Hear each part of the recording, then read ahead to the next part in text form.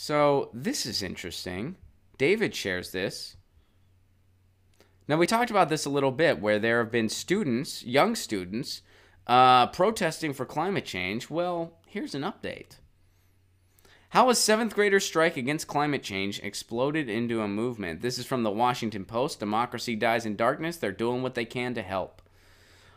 On the 9th Friday of her strike, 13-year-old Alexandria Villesiner wakes to a dozen emails, scores of Twitter notifications, and good news from the other side of the planet. Students in China want to join her movement. Every week since December, the 7th grader has made a pilgrimage to the United Nations headquarters demanding action on climate change.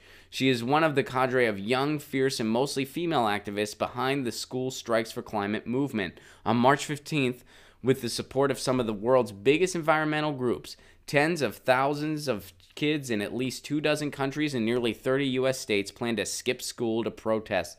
Their demands are uncompromising. Nations must commit to cutting fossil fuel emissions in half in the next 10 years to avoid catastrophic global warming. And their message is firm.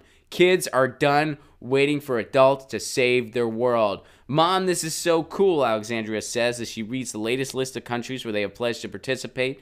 Australia, Thailand, Ghana, France. Where is Girona? That's in Spain, replies her mother, Kristen Hong.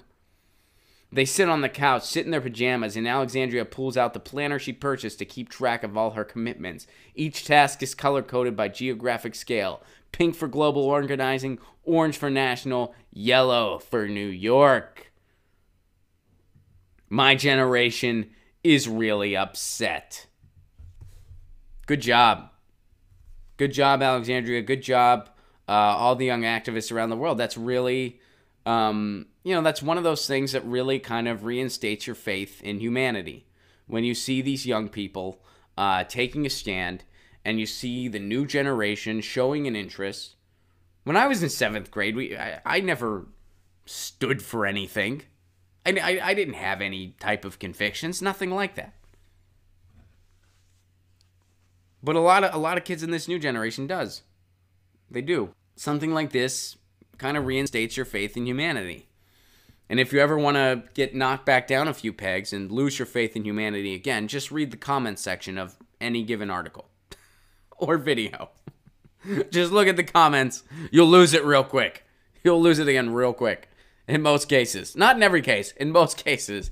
Just read the comment section of an article about something that has the slightest modicum of controversy. Read the comment section. You'll lose your faith in humanity again. That's sometimes when I get optimistic, I go and I'm like, okay, we're back.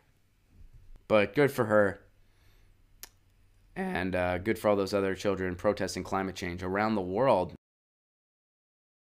Get your news on with Ron. Don't you want to know what's going on? We're getting our news on today. Get your news on with Ron. Don't you want to know what's going on? We're getting our news on today. You can tweet me an article at Ron Placone. We'll go through it together and